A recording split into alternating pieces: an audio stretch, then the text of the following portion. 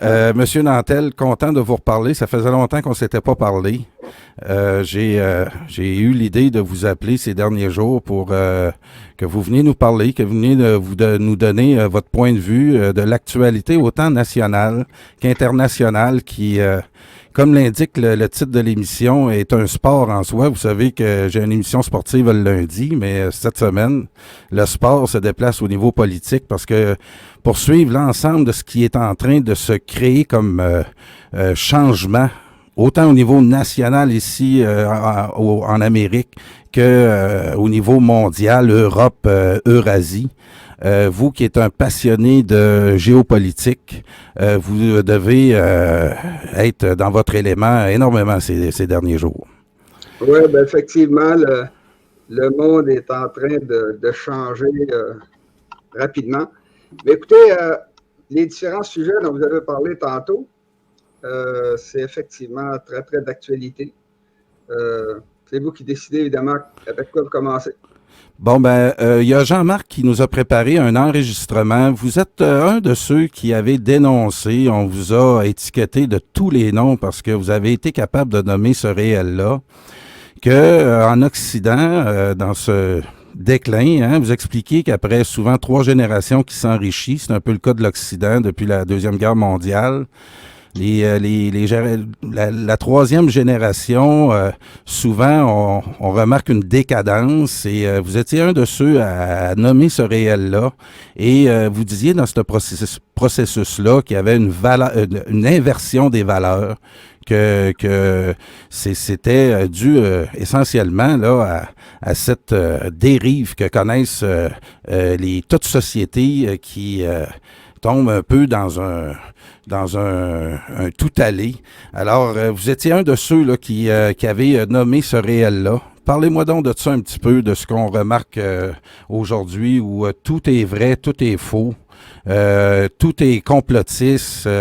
On a l'impression qu'on est véritablement dans une tour de Babel où il est difficile de trouver une logique. Oui, bien écoutez, essentiellement, l'inversion des valeurs est. Bon, on va faire court. C'est ce que j'ai écrit dans mon livre. Si les gens veulent en savoir plus, c'est sur Amazon. Ça s'appelle Vivre dans un univers qui s'éteint. Ce qui arrive, c'est que dans une société normale, dans notre univers, où il y a toujours de la perte d'énergie, c'est nécessaire de faire des profits. Il faut faire des profits parce qu'il y a toujours de la perte. C'est une valeur physique. Une des conséquences de ça, c'est que dans une société normale, comme tous nos ancêtres depuis 100 000 ans, les gens sont obligés d'avoir une patrie, d'avoir des frontières, de les défendre. Ils ont besoin de se battre si leur pays est attaqué. Ils doivent, enfin, toutes sortes de choses, tout ce que nos ancêtres faisaient. Et ça, c'est ce que les gens appellent ça des valeurs traditionnelles. Moi, j'appelle ça des valeurs éternelles. Les seuls moments dans l'histoire où ces valeurs-là ne sont pas valables, c'est quand une société devient très riche. C'est-à-dire, c'est papa-maman essentiellement qui ont enrichi le pays. Papa-maman, les grands-parents. Puis là, ça devient tellement riche que les gens se mettent à faire n'importe quoi parce qu'ils ont toujours assez d'argent pour faire n'importe quoi. Alors, à ce moment-là, les gens, pour pouvoir gaspiller de la richesse sans se sentir coupable, bien, ils inversent les valeurs. Puis là, on est là-dedans en Occident. Alors, c'est arrivé, c'est exactement les mêmes valeurs que vous voyez à Babylone dans le passé, dans la Grèce antique, dans la Rome antique, dans la Venise du 18e siècle. C'est quelque chose c'est une réaction de l'être humain à la trop grande richesse.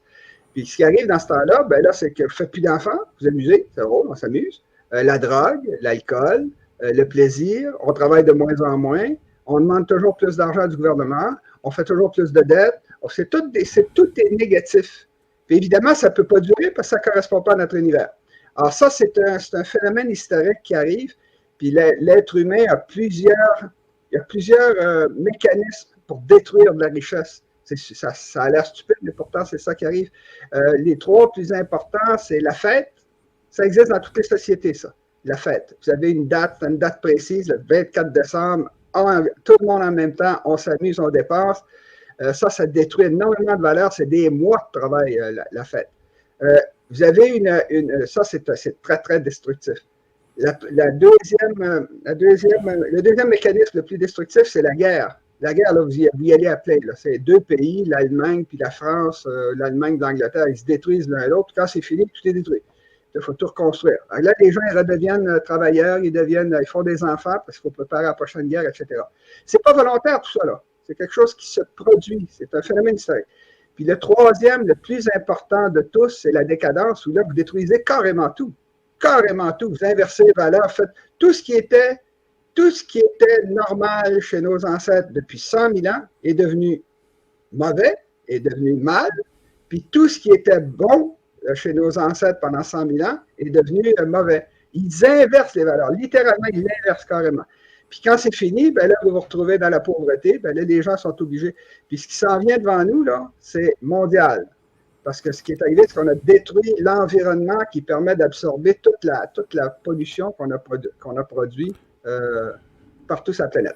On va aborder la question mondiale un petit peu plus tard, M. Nantel. Je veux qu'on revienne ici au Québec avec la crise sanitaire qui a révélé beaucoup ce que vous venez de décrire là. C'est la crise sanitaire, à mon avis, vous me recorrigerez si j'ai tort, a amplifié ce phénomène-là en ce moment, a accéléré ces phénomènes-là. Ben là, ils sont en train de détruire carrément l'économie. La crise dont on parle, là, dont on est en train de parler, j'écrivais des vidéos, moi, dans 2015, 2014. Je faisais des vidéos, je disais, ça s'en vient, la crise, c'est inévitable. C'est inévitable, hein, c'est inévitable, on ne peut pas l'éviter. Ça ne me fait pas plaisir. Ça ne me fait pas plaisir de vivre un truc pareil, mais c'est quelque chose qui s'en vient. Et dans le cas de la COVID, ce sont nos gouvernements qui ont accéléré. Au début, je pense qu'ils ont perdu le contrôle, mais de toute façon, on a déjà perdu le contrôle.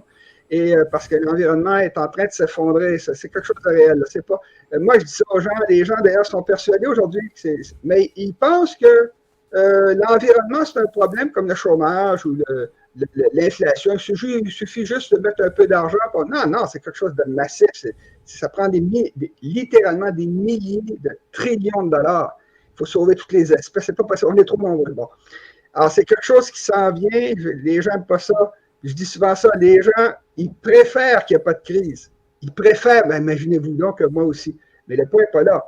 On peut également préférer que le soleil ne se lève pas demain matin, mais il va se lever demain matin. Que ça fasse votre affaire ou non, il va se lever demain matin. C'est quelque chose qui s'en vient. Alors, ce qui est arrivé avec les gouvernements du COVID, c'est qu'ils ont commencé par essayer de se cacher derrière. C'est à cause de la COVID qu'il y a une crise économique. Puis là, ben là, ils se réalisent que ça va trop vite, ça accélère très rapidement. Et ces gens-là, n'oubliez pas, qui ont été tous ceux qui sont au pouvoir, ont tous été élevés à l'époque des baby boomers en Occident. C'est l'Occident qui était le plus riche, la civilisation la plus riche du monde. C'est la première qui est la plus décadente. Pas assez d'enfants, pas assez d'argent, pas assez de travail, pas assez d'usines, pas assez dans tous les domaines. Alors, par exemple, les infrastructures au Québec, le pont Champlain, c'est vrai que le pont Champlain qu'il faut remplacer. Il faut remplacer les 8 ponts au Québec. Il faut refaire le pont-tunnel. Je ne sais pas si vous avez appris le pont-tunnel, mais ça ressemble plus neuf comme c'était des années 60. On nous le dit depuis plusieurs années que le tunnel doit être refait et on est entré dedans là, depuis quelques mois. On est à refaire le tunnel. On vient de finir le pont Champlain. Là, on s'attaque Puis à Québec, on a le gros problème du 3e lien. On a le pont de Québec qui est fini. Et on a eu des réparations monstres là, cet été à Québec du pont Pierre-Laporte. Et c'est des coûts énormes. Écoutez, c'est tout simple, on ne peut pas payer. Alors là, on parle des 8 ponts de Québec. C'est énorme. On a vu le pont de Champlain, ça coûte les yeux de la tête. En plus de ça, on n'a pas fait d'enfants. Alors, on se retrouve avec un énorme problème de pensions à payer. Il y a de moins en moins de jeunes pour payer les pensions, puis il y a de plus en plus de retraités. Ben là, M. Nantel, là, je vais vous arrêter là-dessus. On va demander à Jean-Marc, justement, on se l'était dit en introduction, ça va compléter ce que on va l'écouter ensemble. C'est Mme Stéphanie Ariot. C'est notre pâtissière maintenant nationale qui est maintenant un des emblèmes là, de la résistance face au délire sanitaire du gouvernement libéral et caquiste. Donc, je vous laisse écouter ça, puis ensuite, on va continuer la discussion, M. Nantel, parce que ce que cette dame-là va nous dire, c'est ce qu'on aimerait bien voir apparaître. C'est un discours qu'on s'attendait de voir d'un politicien, mais qui vient d'une pâtissière du Saguenay-Lac-Saint-Jean, qui est d'origine française. Et j'aime bien la façon aussi qu'elle s'exprime. J'aime beaucoup entendre les Français souvent expliquer leurs pensées. Ça montre une richesse que je rêve voir arriver au Québec, M. Nantel. On va l'écouter parler. Regardez son niveau de langage. Demandez-vous si on a sur les 125 députés du Québec et les 75 qu'on envoie à Ottawa, si il y a combien de députés pourraient tenir un discours aussi réel, aussi ancré dans la réalité que l'on vit depuis plusieurs années. Je laisse la parole à Mme Arreault. Est-ce que vous avez écouté la conférence de presse de M. Legault? Ce qu'il a dit surtout, c'est que, bon, lui, il est tanné comme tout le monde, il a hâte que ça finisse, mais la situation dans les hôpitaux permet pas des assouplissements. Qu'est-ce que ça vous inspire? OK. Ça m'inspire que je suis tannée d'entendre le même crise de discours depuis 2 ans. Ça m'inspire que c'est plus à moi de sauver le système de santé. OK? C'est à eux de nous sortir de ce marasme-là. Pourquoi c'est à eux? Parce que je suis une ancienne infirmière auxiliaire. J'ai été formée à Gaspé, j'ai fini en 2005, 2007, je sais plus. OK? Et déjà à cette époque-là, ils m'empêchaient de rentrer chez moi. Et déjà à cette époque-là, je suis montée aux ressources humaines. Et à cette époque-là, j'ai dit, Monsieur McDonald, vous faites quoi le dimanche quand vous ne travaillez pas? Promenez vos chiens. Ben moi, après ma nuit, laissez-moi aller promener mes enfants. Je ne resterai pas en heures supplémentaires. Même si je suis avec l'Ordre des infirmières du Québec, je m'en foutais. Et si tout le monde avait fait comme moi il y a 15 ans, on n'en serait pas dans ce putain de marasme. Parce que c'est un marasme. Ils savent plus par où commencer. Et je les comprends. Mais tellement tout est en train de cracher en ce moment, ils veulent des étrangers. Allô, mais on va les mettre où? On n'a pas de logement, on n'a pas de profs, on n'a pas de médecins, on n'a pas d'éducation, on n'a plus rien. Vous voulez faire venir les étrangers? Qu'est-ce que vous avez fait depuis 20 ans pour pallier au manque de travailleurs? En 99, quand je suis arrivée, il y avait une pub de jobboom.com. J'ai jamais oublié ça, je ne sais pas pourquoi. Il disait, en l'an 2000, on aura 100 000 de jobs à pourvoir. OK? Qu'est-ce qu'ils ont fait pour nous aider dans ça? Rien. Rien. Monsieur Lagacé, c'est pas rien, 53 milliards, là. C'est pas rien par année pour le système de santé, là. OK? On est 8 millions au Québec. Moins les enfants, moins les BF, moins les personnes âgées. On est combien? Peut-être 4 millions à cotiser pour 53 milliards de dollars par année? OK? Elle va où, mon argent? Elle va où le vôtre? Elle va où le nôtre? Là, il fout 200 millions dans Bombardier. Il peut-tu me donner une subvention pour vivre depuis qu'il m'a fermé? Non, hein? Bombardier. Enfin, encore l'histoire de Bombardier en ce moment, là. Comprenez-vous? Effectivement, elle dit exactement le problème que j'ai expliqué tantôt. C'est que... J'ai pensé à vous beaucoup quand j'ai entendu ça, M. Nantel. Parce que vous avez le défaut d'être blanc, hétérosexuel, de 50 ans et plus. Jamais vous pourriez, dans le politiquement correct, imposé par tout le système canadien actuellement, vous ne pourriez pas tenir des propos comme ça. Paul Saint-Pierre Plamondon ne pourrait pas tenir un discours comme ça. Il est peut-être là notre problème. Ben, le problème est effectivement là, la rectitude politique. Écoutez, c'est devenu tellement fou où on est rendu. C'était pas très grave quand les gens nous disaient, je sais pas, qu'on était des racistes parce qu'on voulait faire l'indépendance. Tous les pays qui ont fait l'indépendance depuis 160 ans, c'est des salauds, des racistes, ils veulent tuer les gens, les pendre aux lampadaires. C'est de l'extrême droite parce qu'on pense comme tous nos parents ont pensé depuis 100 000 ans. C'est quoi cette folie? Alors, ce qu'ils ont fait, c'est qu'ils ont envahi tous les secteurs de notre société, notamment dans les universités. Et ils n'ont pas été capables ils ont pas été capables pendant très longtemps de dominer la science. Puis là, ils se sont mis à envahir la science, à jouer au plus fin avec des expressions, Puis là, c'est très grave, là, parce que moi, j'ai parlé à des profs d'université qui me disaient, je disais, ben non, la vérité, elle existe. Non, la vérité n'existe pas. Ça n'existe pas, la vérité. Ben voyons, non. La Terre, elle tourne sur son axe, non. La Terre ne tourne pas sur son axe. Pardon? Qu'est-ce que vous dites? La Terre ne tourne pas sur... Oui, non, la Terre, on la photographie dans l'espace. Il y a le Soleil, il y a la Terre, elle tourne, on voit le Soleil qui traverse l'Amérique, la côte est de l'Amérique, puis elle traverse, on la voit, puis ça continue comme ça, puis ça dure depuis au moins 5000 ans où il y a des gens qui écrivent, qui disent que la Terre, c'est... Non, elle n'existe pas là, non, la Terre, elle ne tourne pas sur l'axe. Un atome, c'est pas fait de vide. Quoi? C'est plein comme du béton? Ah non, c'est pas vrai, c'est pas vrai. Ce que vous dites, le cœur ne pompe pas le sang. Écoutez, c'est devenu grave, là. On parle de profs d'université qui donnent des cours à vos enfants dans les universités qui sont payés 70 000 par année pour dire 2 plus 2 c'est égal à 4, la Terre ne tourne pas sur son axe. C'est très sérieux ce que je suis en train de dire. On est rendu dans le fin fond. Ce que la dame vient de vous dire, elle a compris, elle dit c'est qui fait vivre tout ce monde-là? Les faux réfugiés qui sont ici pour profiter du système de santé, de l'argent. C'est pas vrai. Ils viennent des États-Unis, bon sang. Qu'est-ce que les gens ne comprennent pas là-dedans? C'est un pays plus riche que nous. C'est un pays avec une démocratie, avec une constitution. C'est quoi le danger? C'est quoi le danger aux États-Unis? Pourquoi il faut qu'ils viennent ici? C'est parce qu'ici, il y a encore de la place, puis qu'on est encore un peuple de couillons qui paye pour tout le monde. Alors, il y a toutes sortes de choses qui sont en train... Puis là, on est arrivé à la fin. Elle l'a dit, la dame, on n'a pas d'argent à payer les hôpitaux, on n'a pas d'argent à payer les écoles, on n'a pas d'argent à payer les retraites, on n'a pas d'argent à payer le pont Champlain. Tout est comme ça, tout. Puis là, il y a une accélération. Il y a un phénomène que les gens comprennent très mal, c'est normal, c'est quasiment impossible à comprendre pour un être humain, c'est ce qu'on appelle une croissance exponentielle. Quand vous entendez quelqu'un qui dit l'économie de la Chine a cru de 7% par année, c'est ça une croissance exponentielle. Ben, vous savez quoi, il augmente de 7% par année? Non! Il augmente de 7% par rapport à l'année passée. Mais dans 2 ans, ça va être de 7,2% parce que c'est l'augmentation de l'augmentation. Alors, ça monte à une vitesse tout à fait fabuleuse, on n'arrive pas à le comprendre. Alors, on est rendu à cette phase où ça monte très, très vite, les dettes, fait que ça ne peut plus marcher. Puis en plus de ça, il lance la COVID. Puis la COVID, vous avez eu deux causes de perte. La première, c'est que les gens ont arrêté de travailler. Les gens n'arrêtent pas de travailler, bien, il faut qu'ils mangent, continuent de manger, ils commencent à avoir chaud, puis ils continuent à avoir besoin de nourriture, tout ça. Puis en plus de ça, ils ferment l'entreprise.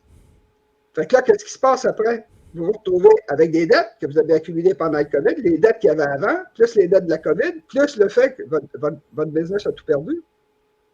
Alors, on est rendu à un moment tellement rapide que les gens qui nous dirigent et qui ont été formés dans la richesse, eux autres, il y a toujours de l'argent. S'il n'y a pas d'argent, on va demander à papa. S'il n'y a plus d'argent à papa, on va demander à maman, on va demander au mononcle, on va demander à la ville, à la province, au Canada. Puis il y a toujours de l'argent, puis après, on va faire payer multinationales. C'est fini, il n'y en a plus. Là, on arrive à la fin, puis quand vous imprimez de l'argent, c'est ça qui arrive actuellement dans toutes les banques centrales, ils impriment de l'argent, puis ils donnent ça aux gens. Fait que les gens achètent des produits, mais ils n'ont rien produit. C'est des choses qu'ils ont produit dans le passé. Encore une fois, personne ne va produire ce qu'on va remplacer, surtout bon. Alors, c'est le problème auquel on fait face. Puis comme ces gens-là ont été formés dans une période de richesse, mais sont complètement décadents. Puis une des solutions des gens qui s'occupent de la COVID partout dans le monde, c'est qu'ils mentent. C'est simple. Ils mentent sur toutes les domaines. Le pire, c'est la Chine. Moi, j'ai vécu en Chine. Ils mentent sur tout. C'est leur défaut national. Ils ont des belles qualités, hein? Des belles qualités. Moi, j'ai beaucoup apprécié la Chine.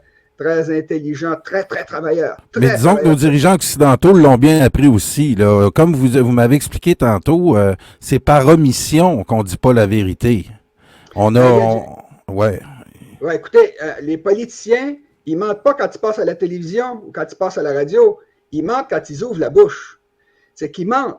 Ils mentent directement. Mais évidemment, il faut être prudent. C'est Hitler qui disait ça. Écoutez ça, ce qu'Hitler disait.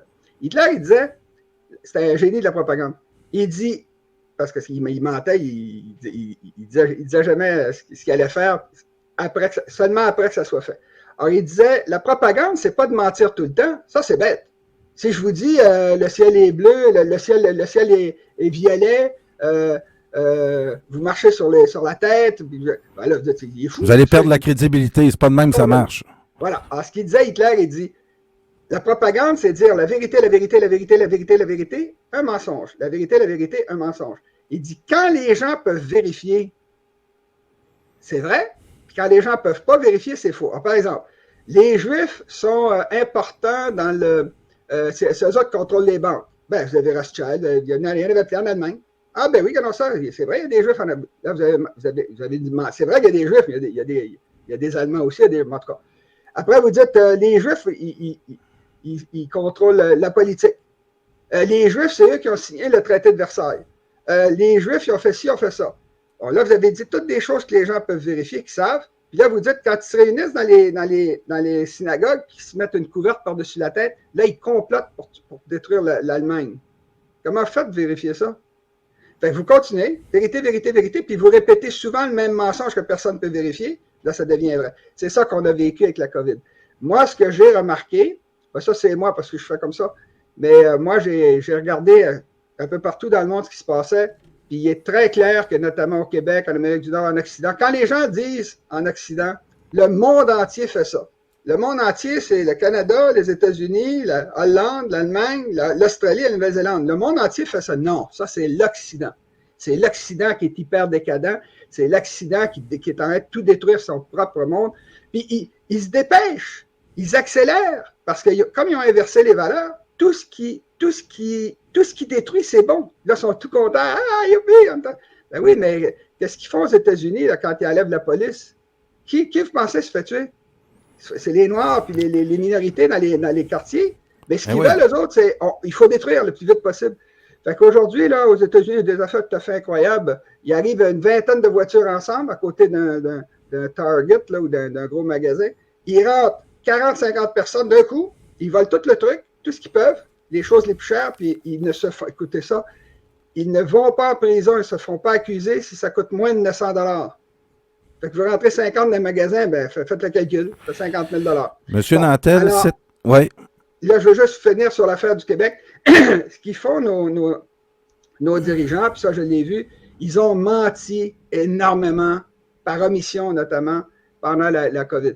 Par exemple, ça, c'est ce qui a été le plus spectaculaire.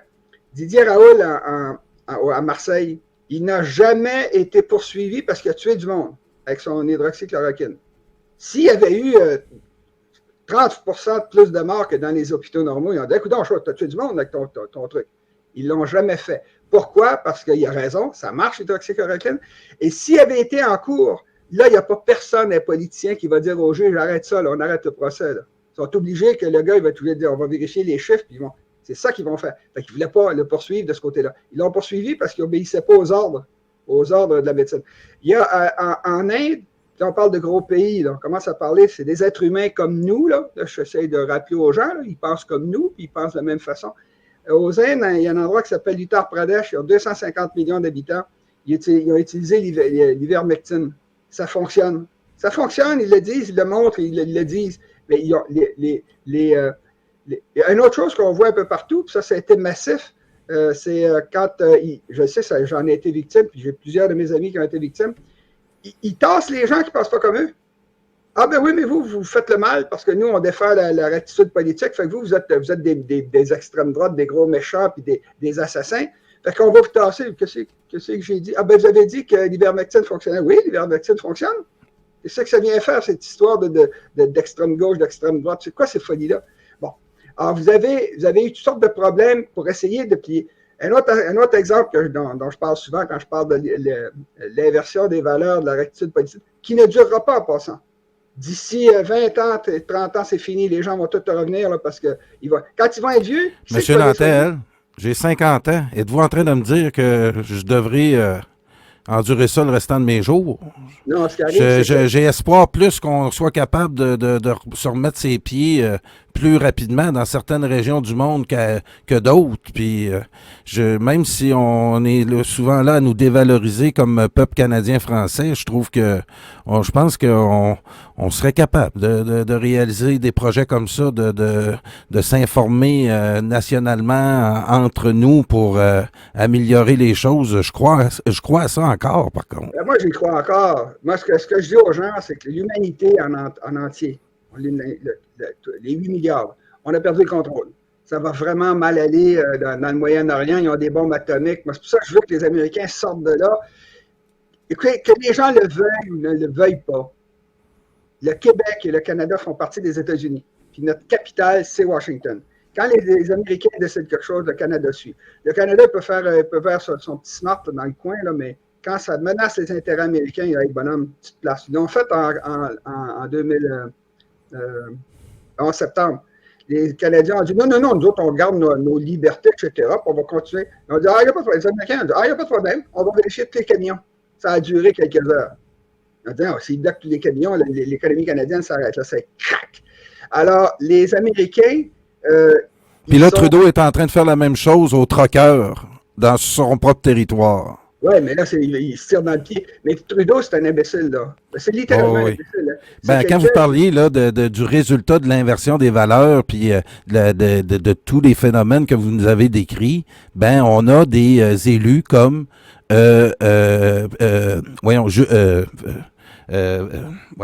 on a des premiers ministres comme Justin Trudeau, on a des ministres comme Mélanie Joly, Pablo Rodriguez, des gens qui sont essentiellement dans des idéologies et ils sont pognés avec tellement qu'ils ne peuvent plus concevoir le réel.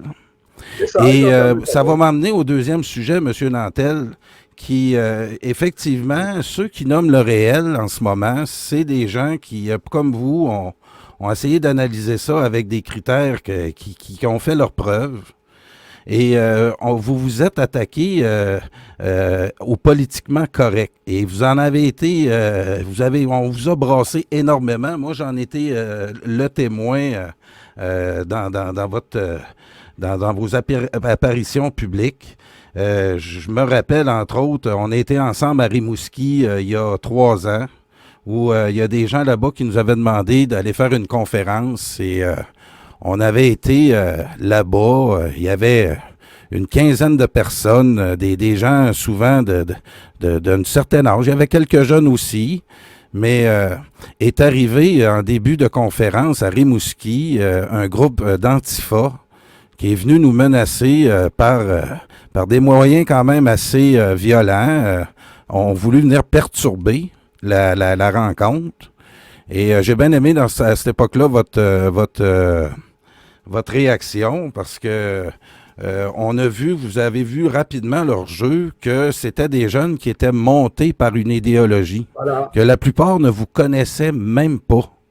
Et c'est là que j'ai vu qu'on exploite une ignorance en ce moment qui est latent dans notre système d'éducation, dans tout ce que les jeunes consomment en ce moment. Il n'y a rien de très, très profond qui leur permettrait d'avoir des outils pour réfléchir le présent. Par contre, il y a au niveau international, et ça nous amène sur le deuxième sujet, Éric Zemmour, qui... J'aimerais juste ajouter un truc qui est important, ça ne sera pas bien. Oui. D'abord, moi, j'ai été en Afrique noire dans des guerres civiles. Ils m'ont mis des mitrailleuses en dessous. J'ai jamais eu peur de ça. C'est tout. Ça ne me dérange pas de mourir. Ce qui me dérange, c'est d'être blessé. Là. Un accident de voiture pour perdre mes 2 jambes. Quand ces petits jeunes sont présentés là, d'abord, je réfléchis avant d'agir. Puis je vous ai dit, c'est vous qui l'avez fait avec d'autres. J'ai dit, quand ils sont rentrés, les autres qui venaient nous sortir par les ouïes, là. Hein, les gros méchants qui veulent séparer le Canada. Puis... Des racistes, extrême droite, on a eu droit à tout, là. Puis là-dedans, il n'y a personne qui vous connaissait, pas même le leader qui avait regroupé ces jeunes-là. Personne ne vous connaissait. Ce qui m'a le plus frappé, moi, ça m'a pas dérangé, mais ça a continué. Hein, il y a eu 3-4 autres conférences. Puis là, ce qui était troublant pour moi, c'est que c'était nos enfants qui venaient pour agresser physiquement. Ils portaient des masques. Ils venaient pour agresser physiquement des personnes âgées. Là, c'est dans une région presque complètement québécoise, sauf l'Université du Québec à Rimouski. Alors, ça, c'est tout à fait troublant. Ça veut dire qu'ils ont fait un travail sur les jeunes, ils les ont déformés. Puis ce qui est arrivé, c'est que la police est arrivée une demi-heure après tout ça. Donc, il y avait largement le temps d'assommer tout le monde. Quand les policiers sont arrivés, j'ai dit aux policiers, c'est à nous le local, on l'a loué. Fait qu'il sort, s'enlève de là. Il était tout autour de moi, il était combien, 25, 30? Puis vous jamais eu peur de ça. Parce que ce que je vous ai dit quand vous êtes entrés, j'ai dit prenez des photos. Ça, c'est très important pour les gens qui nous écoutent. Quand il y a un événement criminel qui existe, dites aux gens, ça vaut de l'argent. Les journalistes vont vous payer s'il y a de la violence. Fait que prenez les photos des gens. Mais M. Nantel, là-dessus, je vais vous reprendre un petit peu parce que vous aviez participé à cette manifestation-là à Québec. Et vous rappellerez qu'il y a un patriote qui s'était présenté avec un drapeau patriote qui a été agressé par des antifas qu'on voit souvent à la télé, là, ceux qui l'ont attaqué. Et selon l'information que j'ai, c'est que ce monsieur-là serait mort suite à cette attaque-là. Et on a des photos, les journalistes étaient sur place et on a fermé les yeux, M. Nantel. Ouais, donc, c'est une chose aussi dans l'inversion, c'est que des gestes illégaux sont devenus maintenant légaux pour des questions idéologiques. Pour des questions idéologiques, on avait le droit de rentrer dans votre salle que vous aviez louée. Puis, c'est des choses qu'on ne peut pas accepter dans une société démocratique. Souvenez-vous de ce qui est arrivé après que les policiers soient arrivés. J'ai dit aux policiers, s'il y a des gens qui veulent rester, je vais donner ma conférence. Ils sont restés, on a parlé pendant une demi-heure, puis finalement, ils sont... puis on a vu qu'ils savaient absolument rien. Le sujet qu'on allait discuter à Rimouski, là, c'était pas des questions identitaires ou quoi que ce soit. Vous êtes un passionné de géopolitique. Vous alliez sortir des arguments pour notre libération c'était supposé de les intéresser, oui, effectivement. Et le point fragile, c'est qu'ils ont réussi, c'est des jeunes, là, des jeunes de 17, 18, 19 ans, là, ils venaient attaquer leurs parents puis leurs grands-parents. Les personnes dans la salle, là, il y en avait de tous les âges, mais il y avait des personnes âgées. Puis là, on se dit, les policiers arrivent avec des boucliers. J'ai dit, non, j'ai dit là, c'est parce que c'est des jeunes. Mais le problème, c'est que le travail a été fait. On a eu 50% de oui quelques années avant. Puis là, les jeunes ont été remodelés pour attaquer les gens qui essaient de défendre leurs intérêts. Alors ça, c'est quelque chose qui est très troublant. C'est ça qui m'a troublé, un peu sur tout, ça ne m'a jamais dérangé. Puis ceci étant dit, quand les gens essaient de vous attaquer personnellement, le gouvernement doit vous défendre. S'il commence à dire, vous avez le droit de tuer ceux qui ne pensent pas comme vous, ça veut dire n'importe quoi. Moi même vous dire quelque chose d'autre. Vous avez le droit de détester les Écossais, les Hollandais, de ne pas aimer, je ne sais pas, les Mohawks. Vous avez le droit. C'est un droit total de détester ces gens-là. Vous n'avez pas le droit d'agir. Ce qui se passe dans votre cerveau, ça ne regarde personne. Si vous dites à quelqu'un, on va prendre les Juifs au lampadaire, là, vous faites un crime. Parce que là, vous proposez... vous incitez à la violence. C'est ça. C'est l'action.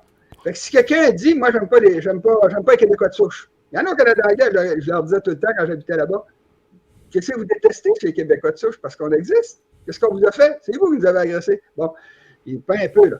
Fait que c'est que simplement, vous avez le droit de penser ce que vous voulez dans votre tête. Puis il y a même mieux que ça, il le faisait au Moyen-Âge. Il pognait le gars qui n'était pas catholique, qui avait fait une entente avec Lucifer, puis il le torturait jusqu'à ce que le gars dise tout ce qu'il avait dit avec Lucifer. Il n'existe pas Lucifer. Bon. Alors, à un moment donné, ça devient complètement fou. Puis là, ils ont commencé à faire ça. Ceux qui sont des gros méchants, ceux qu'on a dit qu'ils étaient des gros méchants, là, ils les attaquent, puis là, ils étassent de l'Internet. C'est qui ces gens-là? Quand vous allez sur Internet, ils vous disent moi, ils ne l'ont pas fait vraiment. Moi, c'est hypocrite. C'est des gens hypocrites. C'est des gens sans aucune valeur intellectuelle. C'est quelque chose de... Moi, ils ne m'ont pas tassé. Ils ne m'ont jamais envoyé le message, on vous a tassé pour les valeurs de la communauté. De quelle communauté? Qui a dit ça? C'est eux autres qui ont fait ça entre eux et qui ont mis ça sur l'Internet. Bon. Fait que toujours est-il qu'ils le font, c'est n'importe qui décide que je décide, lui c'est un gros méchant parce qu'il est pour l'indépendance, puis moi, je suis immigrant, puis je suis contre. Fait que là, c'est un écœurant, puis un salaud. Puis, comme moi, écoutez ça, là. Écoutez ça, c'est important pour l'indépendance du Québec. C'est vraiment ce que je suis en train de dire, là. Je n'ai jamais rencontré au Québec un immigrant ou un descendant d'un groupe ethnique qui était contre l'indépendance du Québec. Vous avez compris ce que je dis? Je n'ai jamais rencontré un seul immigrant qui était contre l'indépendance. Excusez-moi. Non, c'est ça, là, oui. Oui. J'ai dit quelque chose de pas du, ouais. Je n'ai jamais entendu un immigrant ou un membre des groupes ethniques qui était contre l'indépendance. Ils sont tous en faveur, dans leur pays d'origine.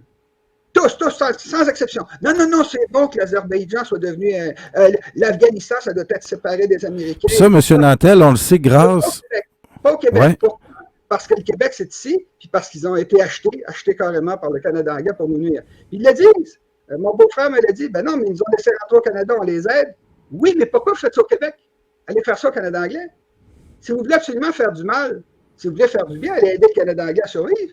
Mais vous n'êtes pas ici pour nuire à un peuple qui était comme vous, prisonnier, qui était... Écoutez, on peut continuer à parler, mais là, on a d'autres sujets. Ben, M. Nantel, moi, je pense qu'on va continuer ce sujet-là. On parlera de politique internationale parce qu'on va se reparler là, dans les prochains jours. Puis on mettra le sujet de l'Ukraine et de la campagne présidentielle parce qu'en ce moment, là, on parle est très important. Il nous reste environ 15 minutes. Bon, effectivement, on peut finir les 15 minutes avec ça. Écoutez, je le dis aux immigrants, est-ce que ça, vous ne voyez pas? Qu'est-ce que vous ne voyez pas depuis que vous êtes rendu ici? Qu'est-ce qui n'est pas évident à Montréal? Ils vivent à Montréal. Qu'est-ce que vous ne voyez pas? Ce sont 7,5 des... On parle du Québec, on ne parle pas du Canada, là, on parle du Québec. Ce sont 7,5 de la population au Québec, puis ils ont 3 universités avec des gros salaires qui contrôlent tous les professeurs, les administrations, 3 universités. Ils contrôlent 6 grands cégeps. Bientôt, ça va être la moitié des étudiants au Québec. Ils sont 7,5 de la population. Ils sont arrivés 150 ans après nous.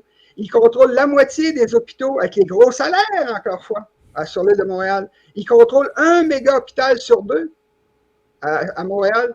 Ils contrôlent 30 à 40 au moins de notre économie. Au Québec, sont 7,5 Qu'est-ce que vous ne comprenez pas dans le racisme systémique qui existe ici? C'est tellement systémique, le racisme systémique qui est au Québec, que c'est la Constitution canadienne qui protège avec la Cour suprême. Hey, vous n'avez pas le droit de changer ça parce que ça, c'est une institution créée par les... Comment est-ce qu'ils ont fait pour créer ces institutions-là? En nous volant, ils nous ont tassés par du racisme systémique.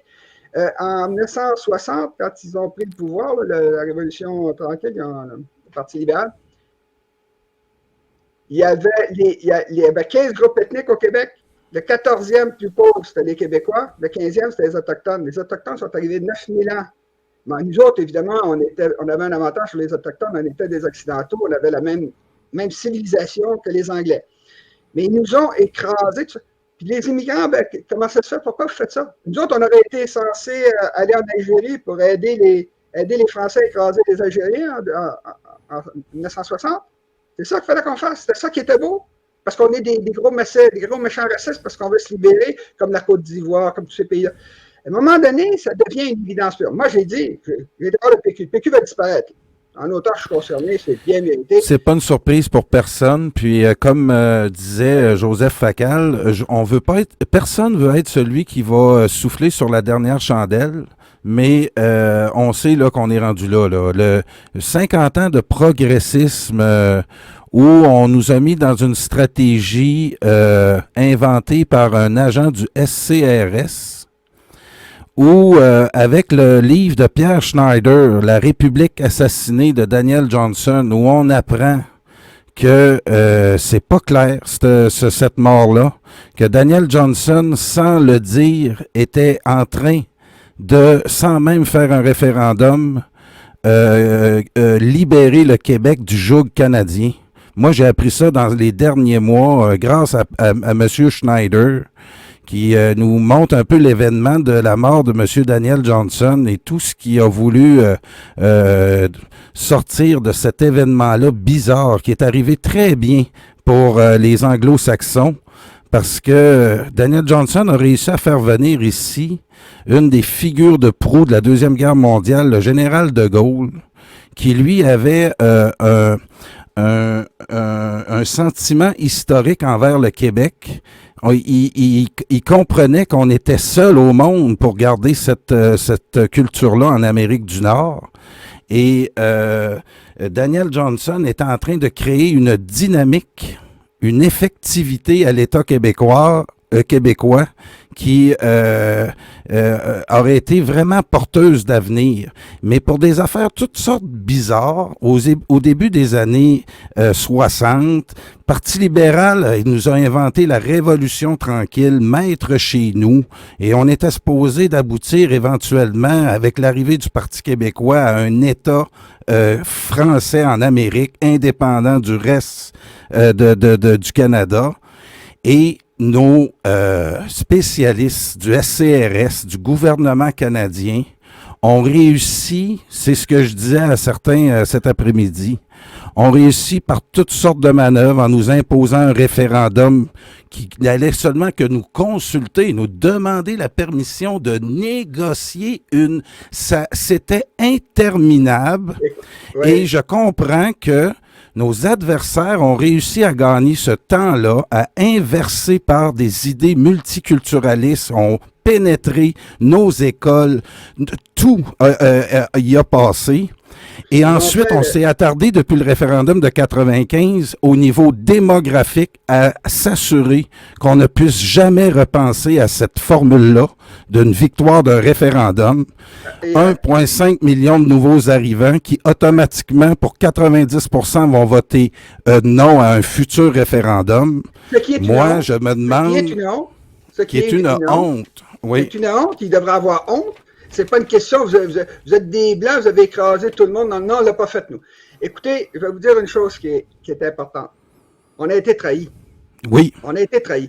Si quelqu'un, n'importe où sur la planète, qui a connu Jacques Parizeau, s'imagine qu'avec un référendum, oui, il n'aurait pas fait l'indépendance parce que la Cour suprême pour Jean Chrétien ou Stéphane Dion, là, vous habitez sur la planète Mars.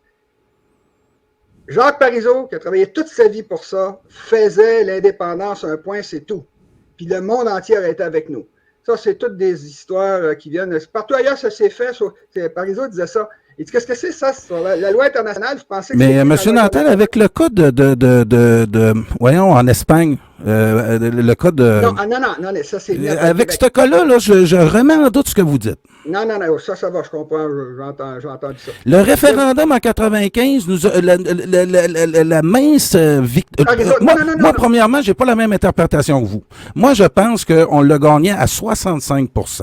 Les Canadiens français l'ont gagné, mais le système canadien nous a imposé la situation suivante, c'est qu'ils ont permis au peuple canadien anglais de faire partie de cette décision-là. Et non, c'est pas vrai, ça. C'est que le référendum, le nationalisme civique du Parti québécois, que tout le monde est québécois, aussitôt que tu mets un orteil sur le territoire québécois, moi j'ai un problème avec ça. Non, écoutez, c'est pas ça mon point. Mon point n'est pas là. C'est pas le point que je fais. C'est sûr qu'on s'est fait avoir. D'abord, une chose importante. En politique, c'est toujours utile de gagner du temps. Parce que la situation change. En 1960, quand Johnson a voulu faire l'indépendance par une déclaration du gouvernement québécois, ça se faisait comme ça. Après, c'est le Québec lui-même qui a inventé le référendum pour éviter la guerre, etc. Toute l'histoire, le Canada anglais, là, c'est un tout petit pays. Ils sont riches, mais nous aussi, on est riches. Bon, le Canada est un pays qui vole le Québec depuis 262 ans. On ne touche rien de la vallée du Saint-Laurent. Écoutez, regardez un globe terrestre. La seule voie d'entrée de sens-est-ouest de tout le continent nord-américain. Je comprends ça, M. Nantel, mais ça fait... Bon, maintenant, écoutez ça, là. Ça fait aussi notre faiblesse, M. Nantel. En géopolitique, quand on a des richesses dans une nation, ça peut être l'objet de convoitises. Les Anglo-Saxons, ils l'ont compris. Essayez de dire, c'est évidemment qu'ils l'ont compris, ils l'écrivaient en 1760, avant, c'est toi qui nous envahit. Si vous pensez que Parizeau n'aurait pas fait l'indépendance avec... C'est pas ça que je vous dis. C'est pas ça que je vous dis. OK. Donc, il aurait fait l'indépendance. Toutes les histoires qui vont nous empêcher, c'est possible. Chrétien a dit dans son livre qu'il allait faire un référendum un mois plus tard pour demander si on était certain de l'avoir. Les Anglais ne nous auraient pas laissé aller de même, là. Attends. Oui. Comme ils ont fait avec l'Inde avec tout, ils auraient laissé tomber. Parce que, écoutez, c'est... L'Inde n'était pas entourée d'anglo-saxons, M. Nantel. Je veux me rendre... Oui, si vous voulez, mais ça change absolument avec des gros canons. C'est pas ça mon point. C'est qu'on avait 50%, on a volé le référendum, Lucien Bouchard a tout détruit les documents. C'est Lucien Bouchard qui a obtenu 55% du vote pendant 6 mois au début d'un premier mandat, ce qui est une situation idéale pour faire l'indépendance. Vous avez 8 ans devant vous. Le bonhomme a eu peur. C'était un gros tambour plein de vent. Il fait des gros mouvements de bras, des gros effets de voix, puis quand c'est le temps, puis ce qu'il a fait, il fallait faire le référendum quand on le gagnait, puis après prendre 8 ans pour le faire. C'est pas ça qu'il a fait. Il a commencé à faire toutes sortes de problèmes, à régler le verglas, de baisser le salaire des employés, de façon que il avait peur de faire l'indépendance. Alors, c'était peureux. Cet homme-là, chaque millimètre de ces petites trip-noué parce que c'est un peu heureux, nous a coûté des centaines de milliards de dollars. Puis il est possible que ça prenne beaucoup plus de temps que ça avant que l'indépendance se fasse. Là, il y a toutes sortes d'autres événements qui vont se produire dans le futur. Le Québec va continuer d'exister dans 100 millions d'années. 100 millions d'années. Ça existait il y a 3 milliards, le bouclier laurentien. Alors, ce que je suis en train de vous dire, c'est qu'on a été trahis.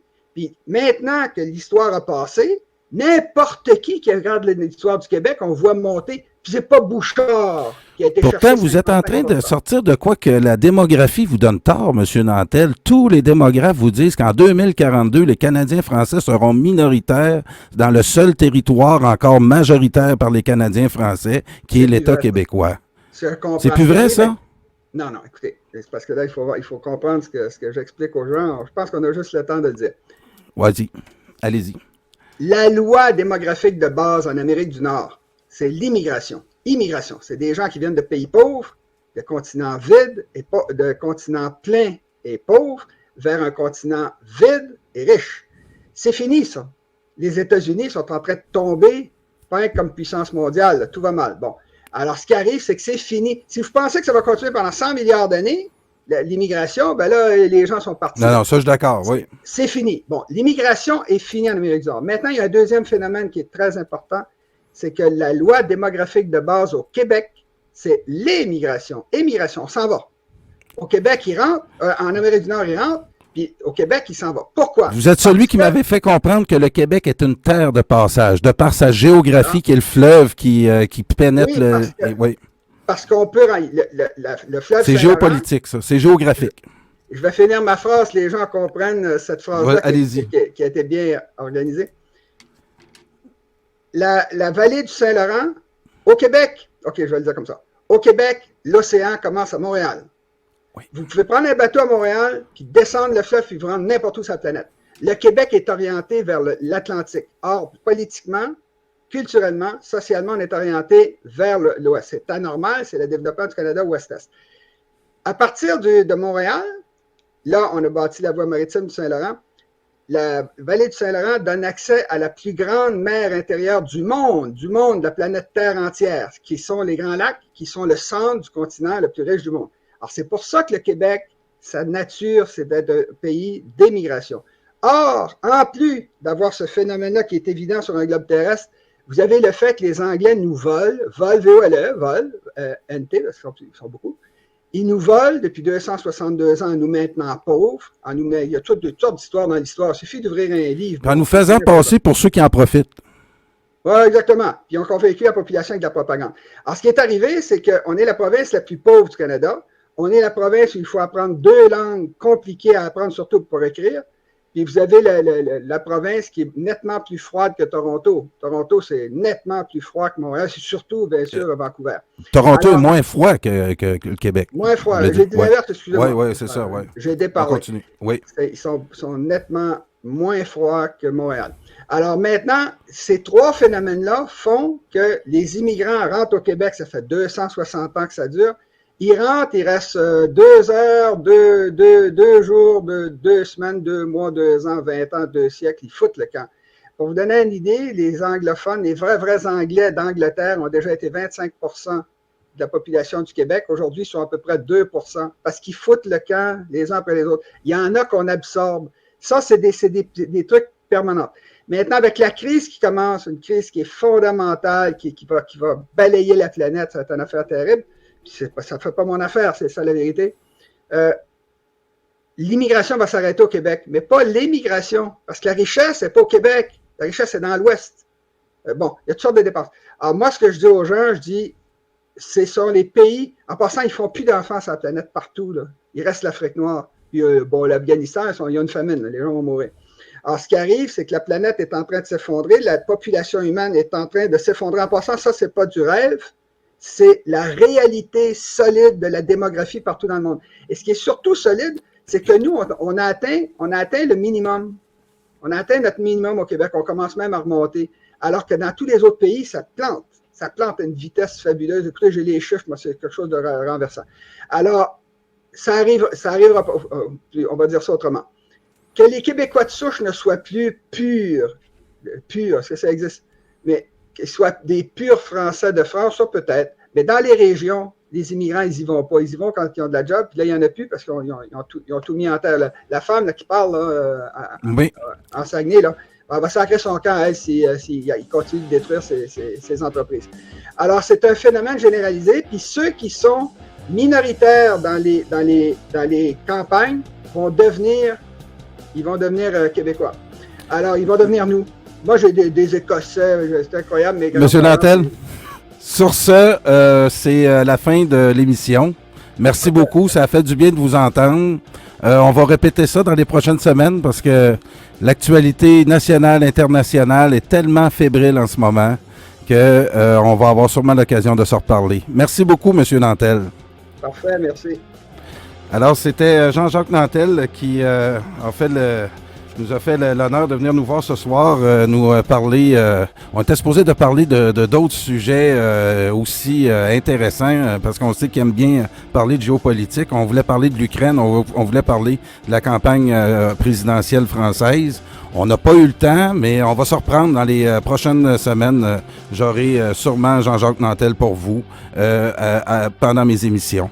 Vous le dire aussi que mercredi, je suis en train de préparer une émission fort intéressante sur justement le dossier ukrainien, tout ce qui se passe en ce moment en Europe avec Vladimir Poutine, à l'approche aussi des Jeux olympiques du 4 février où il va y avoir là des nouvelles au niveau international qui risquent d'être historiques. On assiste actuellement à la fin de l'hégémonie de l'Empire américain en Occident. Et Jean-Claude Pomerleau va venir nous parler de ça, nous expliquer. Je suis l'actualité en ce moment attentivement et Jean-Claude va venir nous expliquer l'ensemble du dossier ukrainien. Aussi vous dire que mercredi 19h avec Émeric Saint-Marseille, on va couvrir la campagne électorale présidentielle française. Tellement content de voir Gilbert Collard joindre l'équipe d'Éric Zemmour. Je vous invite à aller voir ma page Facebook aussi sur l'entrevue qu'a donnée Éric Zemmour il y a quelques heures sur sa politique étrangère, une politique vraiment ancrée dans le souverainisme. C'est le fun d'entendre ça dans le nationalisme français. C'est le fun comme nationaliste québécois de voir une lumière au bout du tunnel en la candidature d'Éric Zemmour. Je vous reviens dans quelques minutes au Journal du Soir avec François Saint-Louis. Merci tout le monde, merci à Jean-Marc et à tantôt. Pour tout commentaire, nous vous invitons à nous écrire studio@radioinfocité.com.